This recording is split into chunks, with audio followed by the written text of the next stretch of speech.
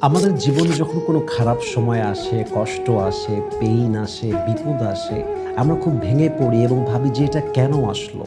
কেন আল্লাহ আমাকে কষ্ট দিল? কেন আমি এতটা সাফার করছি? কেন আমি ডিপ্রেসড? কেন আমি এতটা হতাশ বোধ করছি? কেন আল্লাহ আমাকে এত পেইন দিচ্ছে? আমরা ওই সময়টা খুব অভিযোগ করি। কিন্তু after certain period of Times আমরা ফিল করতে পারি, একটা সময় পরে গিয়ে বুঝতে পারি যে ওই সময়ে কষ্টটা এসে আসলে ভালোই হয়েছে। কারণ এখন আমার জীবনে যে বড় পরীক্ষাটা আসছে, আমি যদি ওই পরীক্ষাটা ফেস করে না আসতাম, আজকে এত বড় পরীক্ষাটা আমি পাস করতে পারতাম না। একটা সময় গিয়ে আমরা বুঝতে পারি যে আমরা হারিয়েছি, এটাই আল্লাহর সবচেয়ে উত্তম সিদ্ধান্ত যে ছিল।